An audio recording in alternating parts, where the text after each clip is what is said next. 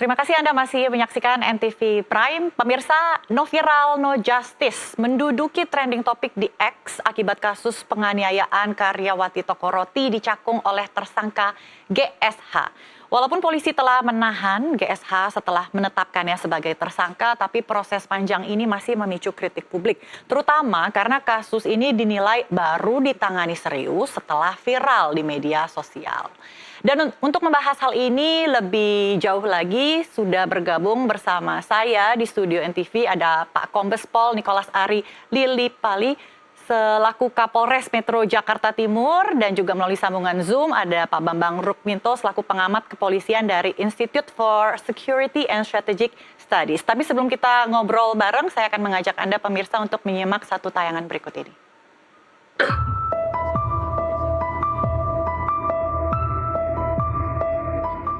Kasus penganiayaan yang dilakukan oleh anak bos toko roti GSH terhadap karyawatinya DAD mencapai babak baru setelah polisi menahan tersangka GSH. Saat rapat dengar pendapat dengan Komisi 3 DPR RI Selasa 17 Desember, Kapolres Metro Jakarta Timur, Kombes Pol Nicholas Ari Lillipali mengungkapkan laporan korban masuk sejak 18 Oktober 2024, sehari setelah kejadian penganiayaan di toko roti di kawasan Penggilingan Cakung, Jakarta Timur.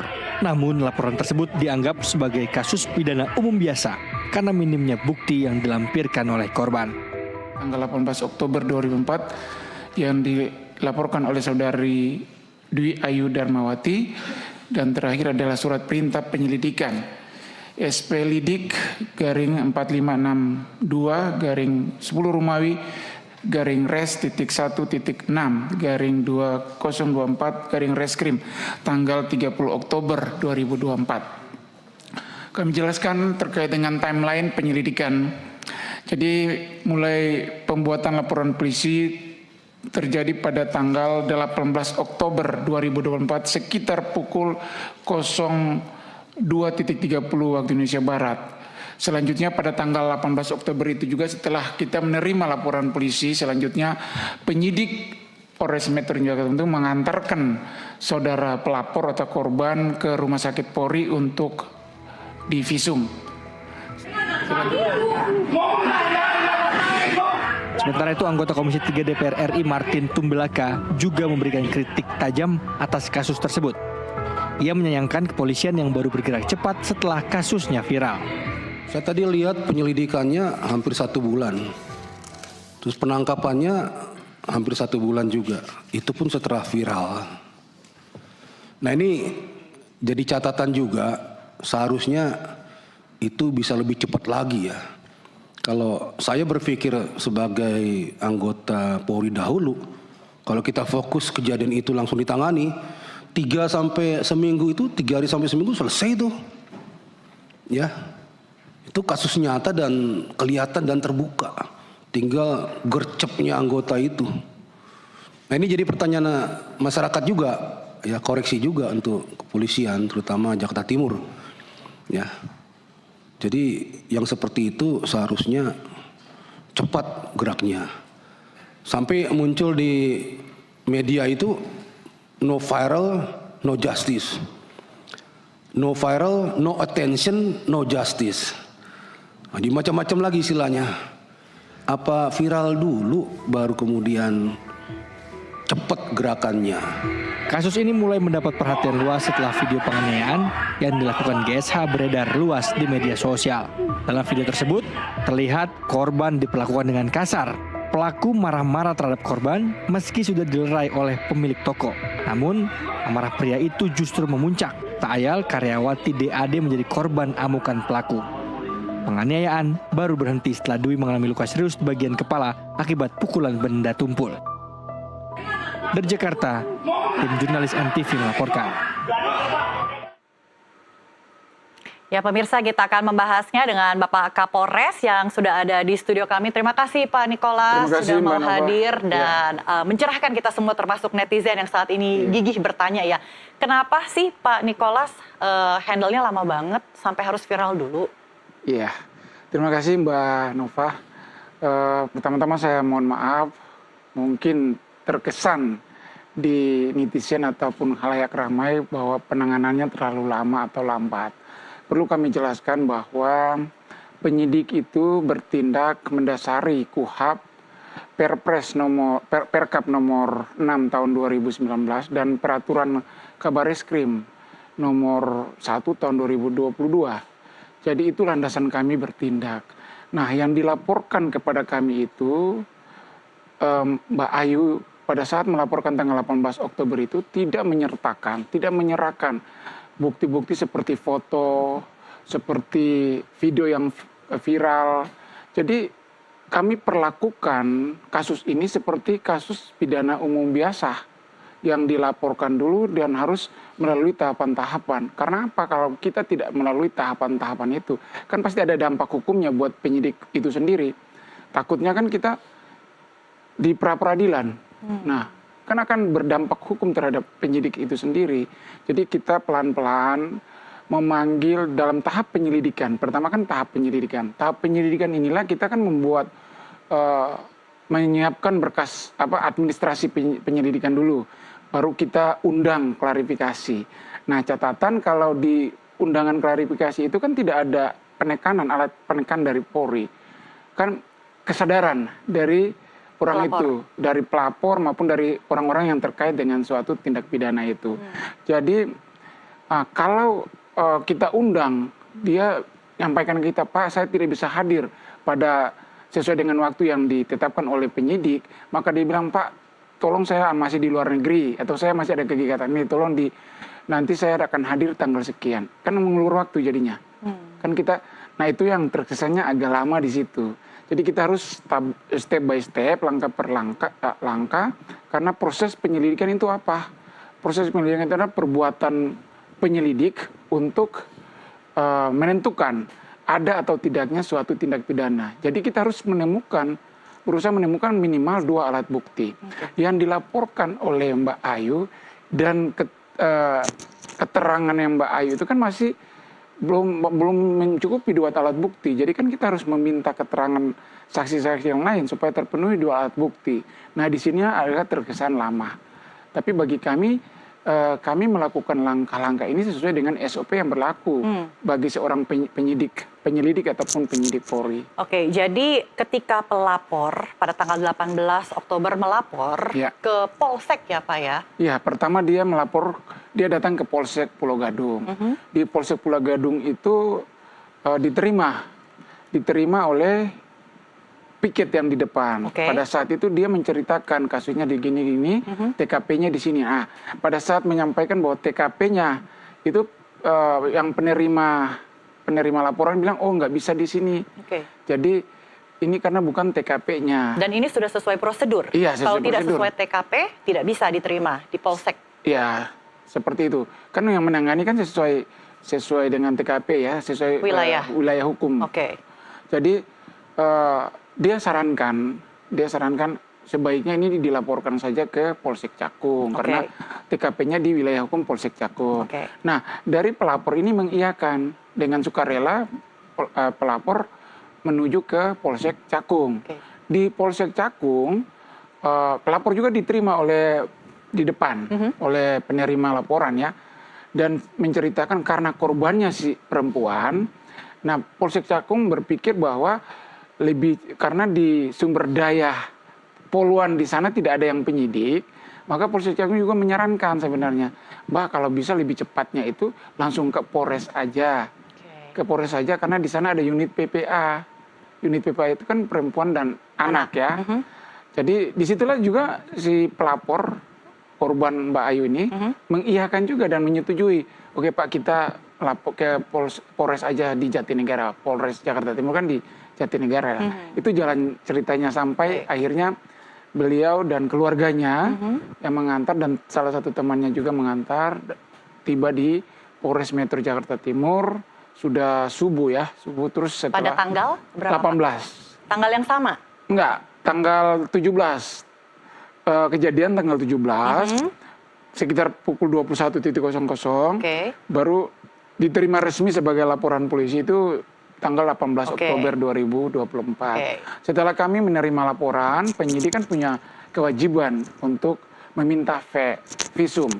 Penyidik bersama dengan korban bersama-sama ke Rumah Sakit Polri Kramat Jati untuk divisum. Setelah divisum selesai, penyidik masih menunggu dan penyidik mengizinkan si pelapor untuk kembali karena harus kembali karena itu yang tadi saya bilang harus prosedur SOP itu harus dijalankan, harus kita harus menyiapkan administrasi baru kita melakukan pemanggilan klarifikasi, undangan klarifikasi, kita mengirim undangan klarifikasi.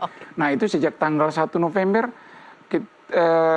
Mbak Ayu itu sudah diambil keterangannya sebagai saksi korban. Pelapor nama ini. Baik, jadi ketika membawa laporannya, pelapor tidak menyertakan bukti yang cukup, sehingga dikembalikan untuk disarankan kembali lagi dengan bukti-bukti yang cukup agar bisa diproses di Polres. Bukan, pada saat itu memang dia membawa bukti baju dia yang terkena darah ya. Jadi saya jelaskan dulu juga begini. Pada saat kejadian tanggal 21 itu kan ada luka dia kena lemparan 21 loyang. apa nih? Oktober? 17 kan? Oktober itu kena lemparan dengan loyang menyebabkan dia ada luka di dekat pelipis ini. Dan setelah kejadian diantar berobat oleh ibu daripada si pelaku. Setelah berobat kan sudah bersih itu, sudah pakai obat, sudah pakai salep, sudah bersih. Barulah keluarganya datang dan mereka disarankan juga sebenarnya disarankan oleh bapak dari pelaku untuk lapor ke polisi. Nah itulah mereka lapor ke polisi. Datang ke kami itu kan sudah tidak ada darah-darah lagi. Yang pada saat itu diserahkan itu baju yang ada bercak darah saja gitu. Nah terus nanti kan di dalam BAP baru dia ceritakan bahwa ada alat-alat yang digunakan untuk melakukan penganiayaan itu. Nah, di dalam BAP pertama... BAP itu kapan? BAP pertama? Tanggal 1 November. Mbak Ayu ini tidak menceritakan yang detail terkait dengan ada kata-kata atau apa, ataupun barang bukti seperti foto yang terdapat yang dia foto karena akibat luka tadi, dan rekaman juga dia tidak menyertakan, dia tidak menyerahkan itu kepada penyidik Polri. Pada tanggal 1 November ketika di BAP? Iya. Jadi akhirnya kan Polri tetap memberlakukan proses ini seperti tindak pidana pada umumnya. Seperti itu. Apa yang terjadi antara 18 Oktober hingga 1 November, Pak? Kan kita kan ada SOP yang berlaku di Polri, kan ada disposisi, ada mempelajari dulu laporan itu, terus diskusi kepada orang yang tepat menangani, terus dibuat administrasi penyelidikan, kan harus dilengkapi dulu. Dan itu butuh waktu 12 hari? Itu kan kita harus kirim surat. Jadi undangan proses itu kan minimal ya? Kan minimal kan 3 hari. Itu sudah sampai ke tangan orang yang diundang. Kan minimal 3 hari. Jadi kan seperti itu. Itu ada prosesnya itu, Pak. Ada proses, baik Pak Nikolas. Kita ke Pak Bambang. Pak Bambang, setelah mendengar tadi kronologis ya dari peristiwa yang terjadi 17 Oktober, kemudian pelapor melaporkan ke polisi 18 Oktober, bagaimana Anda menilai respons polisi menangani kasus ini, Pak Bambang? Ya, saya melihat fenomena yang disampaikan Kapolres ini tadi adalah fenomena puncak-puncak gunung es dari pelayanan kepolisian yang sangat jauh dari kata profesional ya. Seseorang yang melaporkan, seseorang awam, anggota masyarakat awam tentu melaporkan itu dengan alasan yang sudah pasti bahwa dia menjadi korban dari sebuah tindak pidana. Jadi kepolisian yang memiliki referensi terkait tugas pokok dan fungsinya seharusnya lebih aktif dengan meminta keterangan selengkap mungkin, bukan menunggu korban menyerahkan bukti-bukti seperti yang disampaikan Pak Kapolres tadi. Makanya kalau kemudian proses ini lama, tentu ini tentu menjadi pertanyaan bagi masyarakat, mengapa lama. Dalih kepolisian seringkali memang sesuai dengan prosedur normatif seperti yang disampaikan Pak Kapolres, dan ini seringkali memakan waktu lama dan mengecewakan anggota masyarakat. yang mengadu mencari keadilan di penegak hukum di kepolisian kita seperti itu. Makanya memang harapannya sih kepolisian lebih aktif, lebih proaktif dalam mencermati tindak laporan dari korban. Kalau kita melihat bahwa laporan korban ini kan mulai dari salah satu polsek, kemudian dipindah ke Cakung, baru kemudian di Polres. Di Polres pun juga hanya ditanya-tanya seperti itu, tapi tidak diproses. Waktu 12 hari dengan alasan mengirim surat dan yang lain-lainnya. Ini alasan yang sangat klise sekali di kepolisian. Karena kalau tadi dikatakan bahwa ini kasus pidana umum, ya memang semua pidana itu adalah pidana umum. Ya masyarakat yang jadi korban, ya seperti itu sudah biasa terjadi. Ini terkait dengan kasus pidana. Bagaimana dengan kasus-kasus yang lebih besar? Hal serupa yang juga terjadi. Bahkan ada kasus yang 2 tahun, 3 tahun yang tidak diproses oleh kepolisian dengan alasan bahwa ini mengikuti prosedur. Masyarakat tentu memiliki batasan-batasan waktu secara logis untuk menerima alasan-alasan kepolisian. Maka sementara saluran pengaduan masyarakat kepada kepolisian untuk melaporkan proses ini tidak ada. Melaporkan ke Divpropam juga tidak memiliki akses, melaporkan ke Kompolnas juga seringkali tidak menindaklanjuti. Bahkan melapor ke DPR itu menunggu viral, makanya saluran yang dipilih oleh masyarakat itu adalah memviralkan lebih dulu. Karena kalau tidak diviralkan lebih dulu tidak ada tekanan sehingga proses itu tidak dijalankan seperti itu. Baik, Pak Bambang, kira-kira berapa waktu yang dibutuhkan dan kalau misalnya kita lihat padahal ada bukti-bukti, ada CCTV, ada video. Nah, apa tanggapan dari Pak Kapolres? Kita akan bahas usai jeda, tetaplah bersama kami di NTV Prime.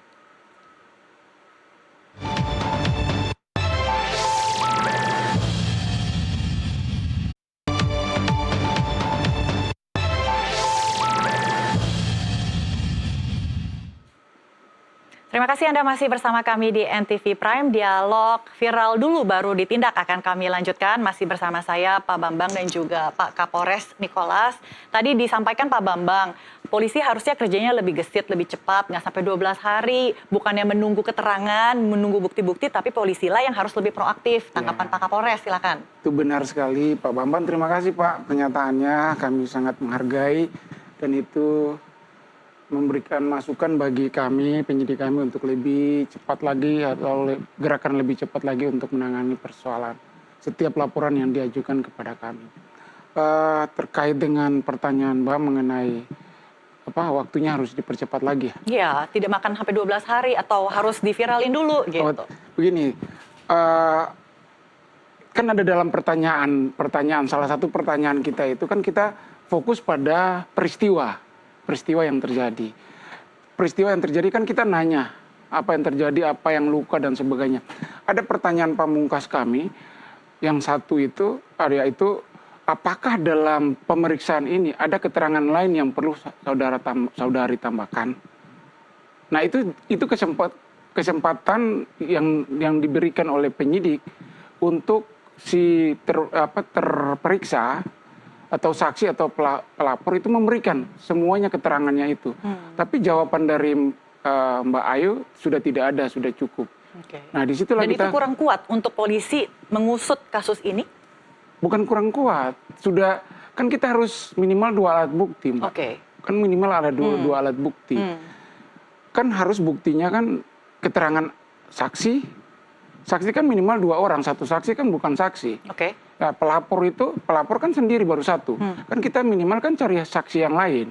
Nah disebutkan dalam BAP itu kan ada tambahan 2 saksi, yaitu ibu dari si tersangka pelaku dan salah satu temannya yang bekerja yang memvideokan itu. Nah kita kan berkomunikasi, kita panggil untuk datang tanggal 5, nggak bisa, nggak datang. Tanggal 5 nggak datang, mohon waktu untuk ke tanggal 21. Jadi ini hambatan teknis yang kita tidak bisa prediksi karena masalahnya masih di tahap penyelidikan. Berbeda dengan tahap penyidikan, berbeda juga dengan kasus tertangkap tangan. Kan penanganannya kan berbeda dengan kasus tertangkap tangan. Kalau prosesnya sudah di tahap penyidikan, ada haknya polisi kalau orang itu dipanggil 2 kali kan mengikuti harus alurnya polisi, penyidik. Kalau 2 kali tidak dipanggil kan ada kewajiban kita, hak kita, wewenang kita untuk mendatangkan perintah membawa, menerbitkan surat perintah membawa, kita datangkan untuk diambil keterangan. Tapi di tahap penyelidikan ini tidak ada. Gitu. Oke, tapi bukankah polisi dalam hal proaktif ini ya, mungkin yang saya bisa pahami dari statement Pak Bambang adalah polisi sendiri mencari bukti itu, Pak. Jadi tidak menunggu untuk dibawakan ke meja oleh pelapor, tapi polisi mungkin bisa ke TKP, melihat apakah ada CCTV ataupun ada saksi yang ada di sana. Kan dalam video sepertinya banyak orang ya di sana ya. Nah, itu bagaimana? Itu kewajiban polisi untuk melakukan itu. Kan kita sudah kumpulkan barang bukti lain yang dibawa oleh Mbak. Tapi masalahnya kan kita tidak diberikan informasi bahwa ada bukti lain dari, kita sudah cek TKP kan sudah, semuanya olah TKP kan sudah. Kan semuanya itu sudah. Tapi kan kita belum bisa melakukan penyitaan karena masih di tahap penyelidikan. Ya. Disitulah miss-nya di situ. Kalau seandainya Mbak Ayu bisa memberikan informasi kepada kami terkait dengan itu dan memberikan buktinya, kita bisa mungkin gerakannya lebih cepat dari itu. Oke, jadi artinya pelapor ini kurang koordinasi ya, atau kurang kerjasama begitu, sehingga tidak bisa ditindaklanjuti dengan cepat? Enggak, ada kan kita waktu pemeriksaan beliau kan ada didampingi pengacara juga, kan pengacara sama. Jadi kita komunikasi melalui, kita kirim SP2HP. Di tingkat penyelidikan itu sudah kita kirim 3 kali SP2HP. SP2 itu surat pemberitahuan. Itu haknya pelapor untuk mengetahui perkembangan kasusnya. Kan kita kirim pertama melalui pengacaranya. Kedua dan ketiga itu kita berikan kepada keluarganya Mbak Ayu. Gitu. Seharusnya kan sudah tahu ya perkembangan kasusnya itu. Oke Pak Bambang, bagaimana tadi sudah mendengar sendiri statement dari Pak Kapolres bahwa sudah dilakukan apa yang harus dilakukan sesuai dengan SOP, tapi karena koordinasi dengan yang diperiksa atau pelapor kurang koordinasi lah istilahnya ya, sehingga menghambat kecepatan pengusutan atau penanganan kasus ini. Ini yang sangat saya sesalkan ya, posisi korban yang sudah lemah ini malah dilemahkan lagi oleh pernyataan Kapolres. Bagaimanapun juga korban ini di posisi yang sangat lemah dan rentan gitu. Kalau kita belajar dari kasus-kasus sebelumnya, misalnya terkait kekerasan pada perempuan, kalau menunggu korban yang lebih dulu aktif, ini menunggu korban menjadi lebih parah. Seperti kasus di beberapa setahun yang lalu misalnya di Jagakarsa, ketika seseorang ibu melaporkan menjadi korban kekerasan di dalam rumah tangga misalnya, tidak ditindaklanjutnya akhirnya menjadi korban sampai meninggal dunia, seperti itu.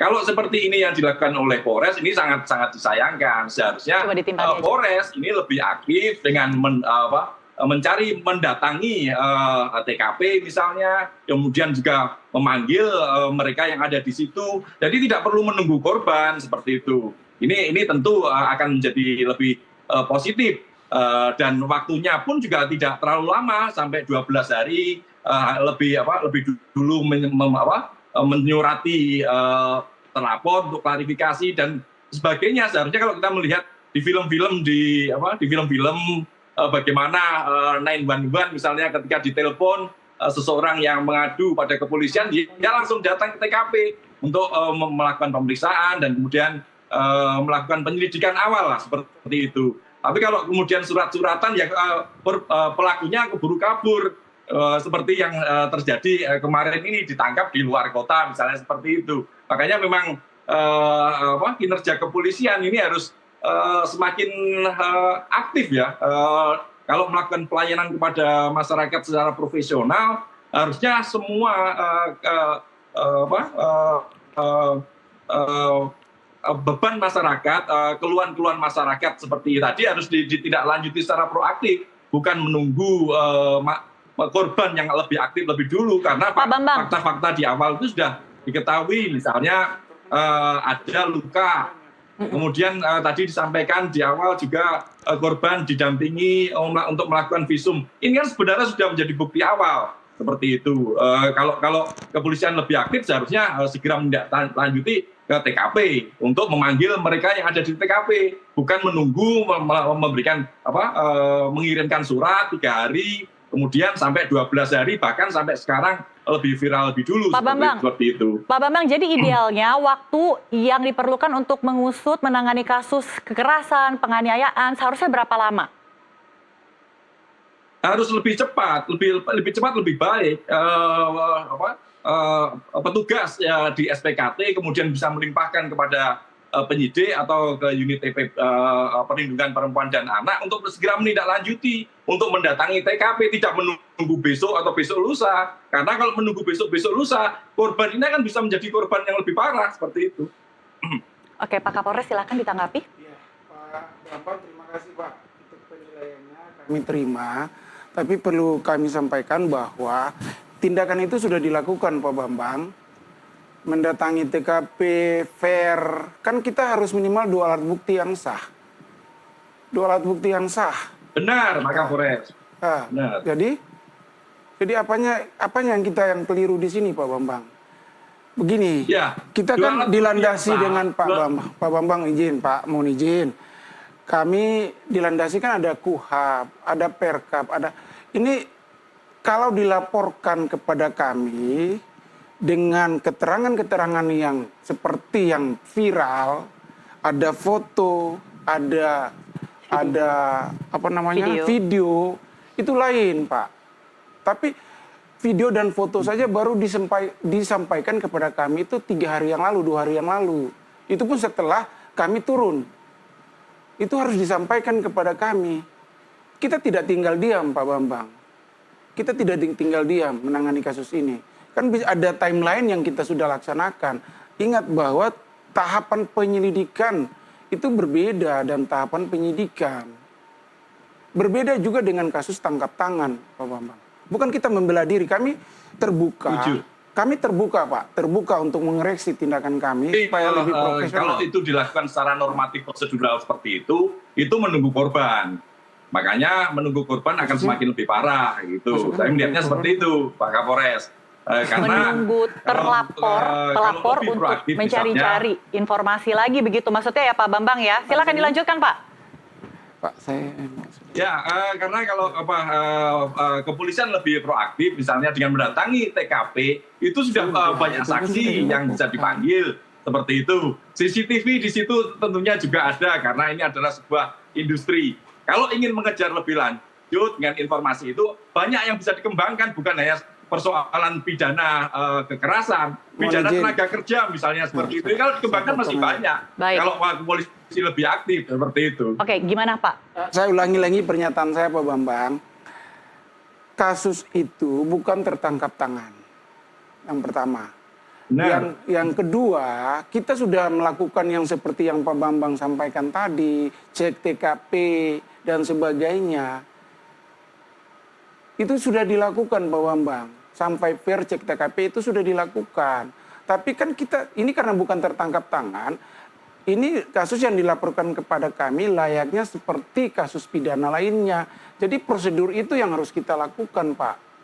Kita nggak bisa datang ke situ, ini kan sudah jeda waktu Pak.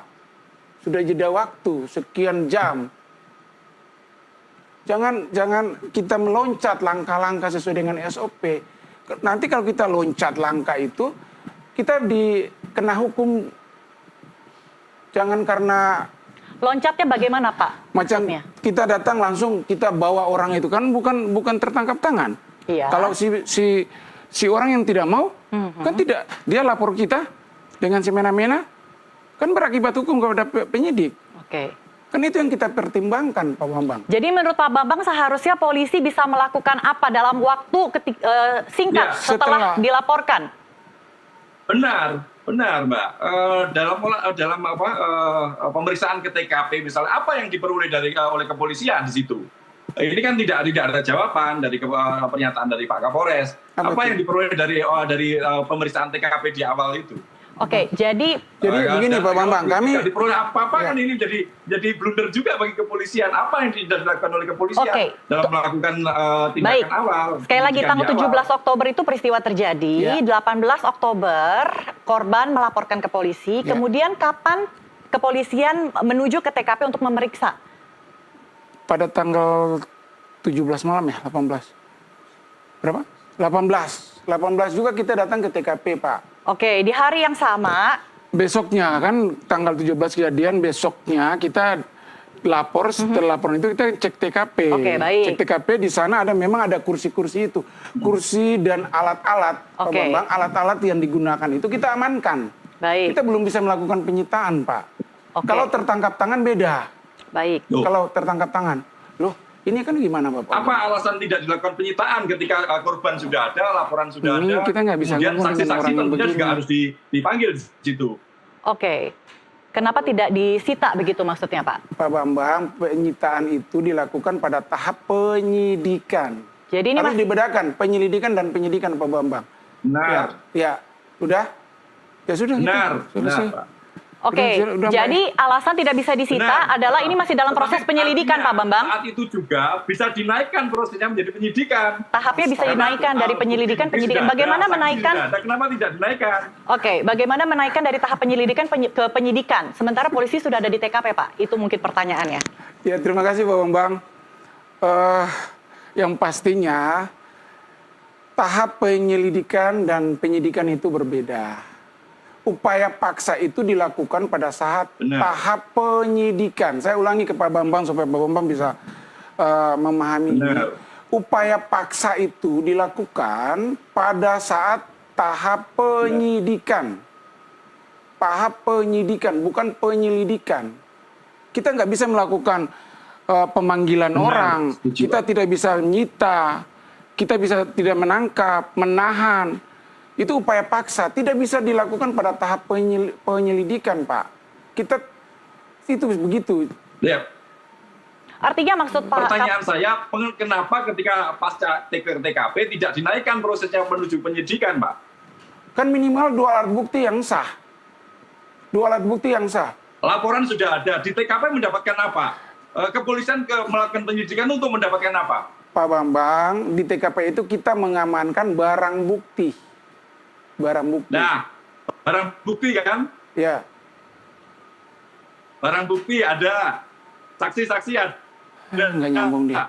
Sudah susah kita ini, Mbak. Oke, Pak Bambang satu saksi bukan saksi, Pak Bambang. Ingat, satu saksi bukan saksi. Beliau pengamat apa ya? pengamat kepolisian ISISS Pak. Oh. Dan sepertinya kami mengalami gangguan atau jaringan komunikasi dengan Pak Bambang. Baik, Udah Mbak, saya tutup. baik. Sayangnya Pak Kapolres juga harus ada tugas lain. Ya Pak Nicholas ya. Kita akan lanjutkan kembali dialog. Pemirsa tetaplah bersama kami. NTV Prime akan segera kembali.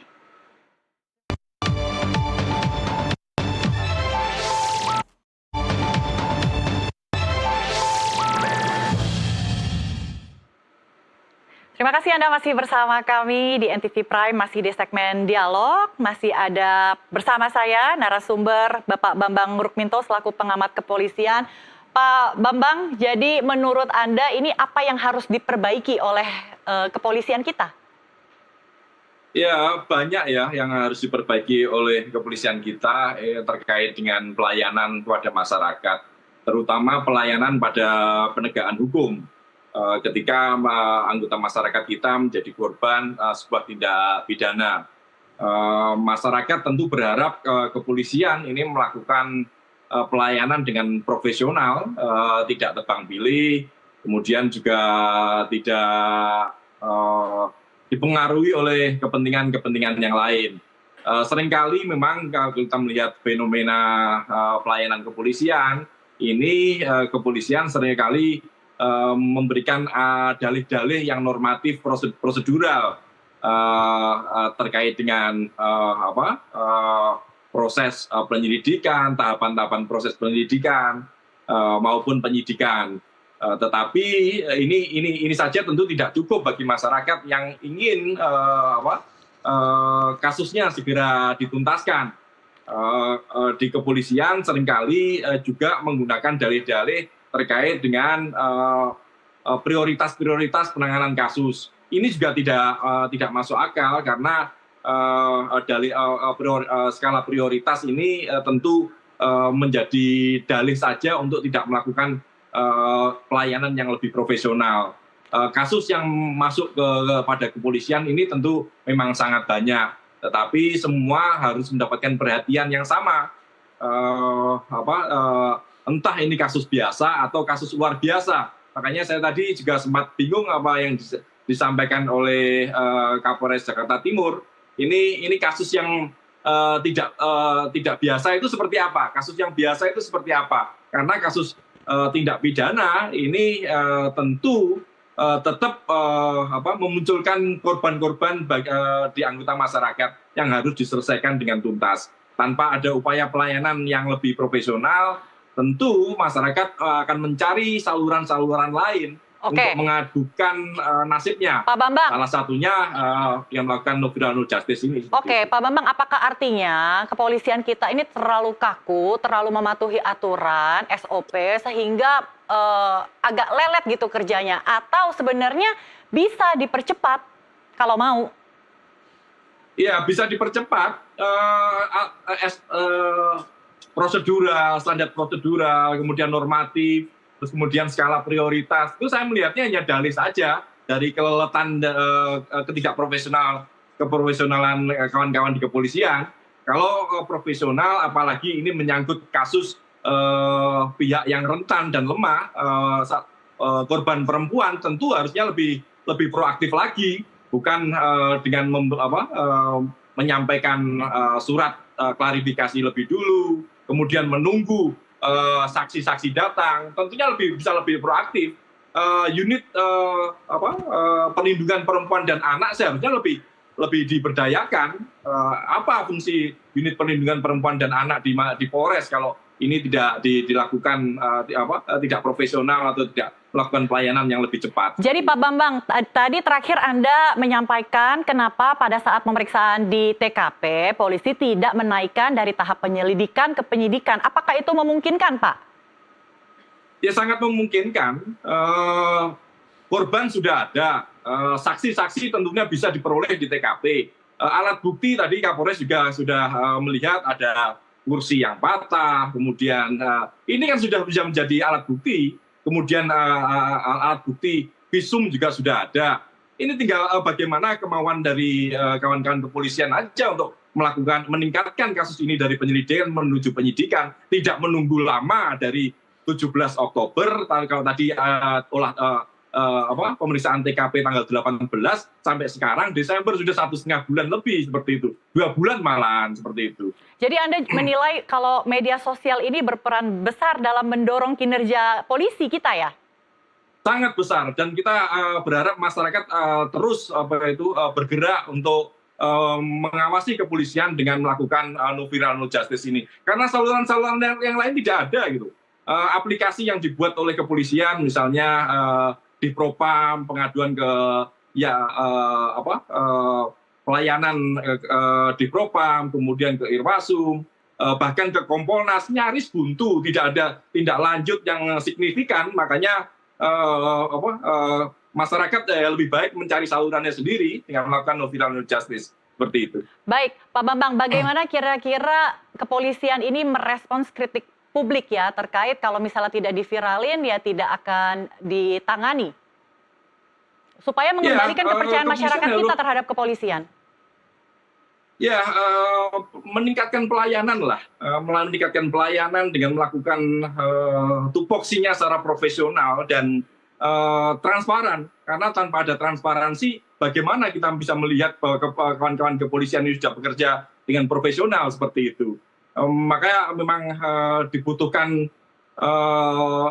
reformasi secara total di kepolisian ini gitu. Tetapi kalau saya melihat berharap pada kepolisian saja sepertinya sangat susah ya, karena langkah-langkah yang dilakukan oleh kepolisian ini sudah lama, sudah 25 tahun pasca reformasi. Kemudian kasus-kasus dalam beberapa tahun terakhir ini semakin banyak. maka negara lah yang harus hadir untuk melakukan reformasi secara menyeluruh pada kepolisian. Oke. Dan ini dibutuhkan political will dari presiden kita seperti itu. Oke, baik. Kalau saya bisa membaca ini tanggapan dari netizen ya Pak Bambang, tidak hanya saja waktu lama atau yang molor ketika menangani kasus, tapi juga masyarakat enggan melapor ke polisi karena kadang-kadang kita sudah jadi korban malah dimintain uang kopi, Pak. Kalau kita melihat statistik kriminal yang dilakukan oleh Badan Pusat Statistik kita, sebuah lembaga negara resmi, itu bahkan ada temuan bahwa hanya 22, sekian persen tahun 2023 korban kejahatan itu yang melaporkan. Artinya kan 78% ini tidak melaporkan korban tidak melaporkan pada kepolisian. Artinya trust kepada kepolisian ini masih sangat minim. Mengapa itu terjadi? Ya karena pelayanannya masih sangat minim. Makanya kalau ingin membangun citra yang lebih baik, ini kepolisian harus lebih proaktif, harus lebih merangkul masyarakat. Masyarakat yang melaporkan dirinya sebagai korban kejahatan itu harus dilihat sebagai sebuah bentuk partisipasi untuk mendukung kepolisian, bukan menjadi beban gitu loh. Karena memang tugas pokok kepolisian itu melakukan penegakan hukum, perlindungan, pengayoman, dan pelayanan masyarakat. Kalau masyarakat yang melaporkan ini dianggap menjadi beban bagi kepolisian, ini lebih baik ya segera direformasi para personilnya, harus segera diganti para personil kepolisian yang masih memiliki mindset seperti itu. Baik, terima kasih atas masukannya Pak Bambang Rukminto selaku pengamat kepolisian dari ISISS. Semoga masukan Anda ini bisa menjadi